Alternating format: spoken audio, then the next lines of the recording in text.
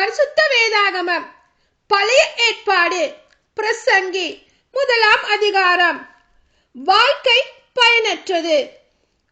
தாவீதின் மகனும் எருசலேமின் அரசருமாகிய சபை உரையாளர் உரைத்தவை. வீண், முற்றிலும் வீண் என்கின்றார் சபை உரையாளர். வீண், முற்றிலும் வீண், எல்லாமே வீண். மனிதர் தம் வாழ்நாள் முழுவதும் பாடுபட்டு உழைக்கின்றனர். ஆனால் அவர்கள் உழைப்பினால் பெறும் பயன் என்ன? ஒரு தலைமுறை மறைகின்றது, மறு தலைமுறை தோன்றுகின்றது. உலகமோ மாறாது என்றும் நிலைத்திருக்கின்றது. ஞாயிறு தோன்றுகின்றது, ஞாயிறு மறைகின்றது, பிறகு தன் இடத்துக்கு விரைந்து சென்று மீண்டும் தோன்றுகின்றது.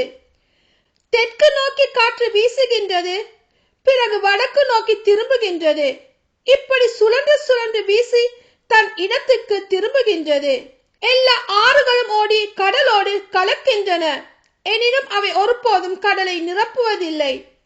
மீண்டும் ஓடுவதற்காக உற்பத்தியான இடத்திற்கே திரும்புகின்றன.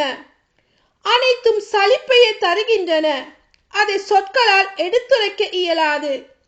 எவ்வளவு பார்த்தாலும் கண்ணின் ஆவல் தீர்வதில்லை, எவ்வளவு கேட்டாலும் காதின் வேட்கை தணிவதில்லை.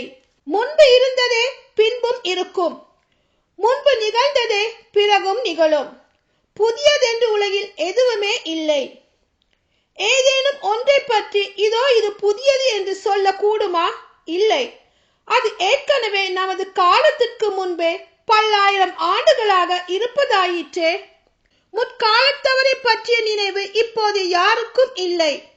அவ்வாறு வரும் காலத்தவருக்கும் தமக்கு முந்தைய காலத்தவரை பற்றிய நினைவு இருக்க போவதில்லை. சபை உரையாளரின் அனுபவம். சபை உரையாளராகிய நான் எருசலேமின் இஸ்ரேலுக்கு அரசனாய் இருந்தேன். இவ்வுலகில் நடக்கிற எல்லாவற்றையும் ஞானத்தின் துணை கொண்டு கூர்ந்து ஆராய்வதில் என் சிந்தையை செலுத்தினேன். மானிடர் பாடுபட்டு செய்வதற்கென்று அவர்களுக்கு கடவுள் எவ்வளவு தொல்லை மிகு வேலையை கொடுத்திருக்கிறார். இவ்வுலகில் செய்யப்படும் ஒவ்வொரு செயலையும் கவனித்தேன்.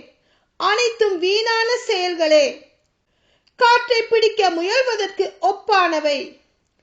கோணலானதை நேராக்க இயலாது, இல்லாததை எண்ணி கையில் சேர்க்க முடியாது.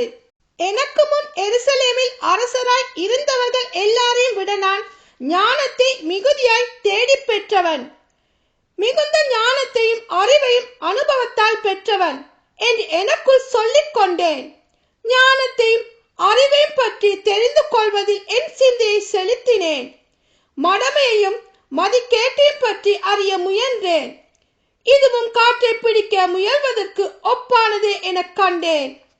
ஞானம் பெருக கவலை பெருகும், அறிவு பெருக துயரம் பெருகும். ஆமீன்.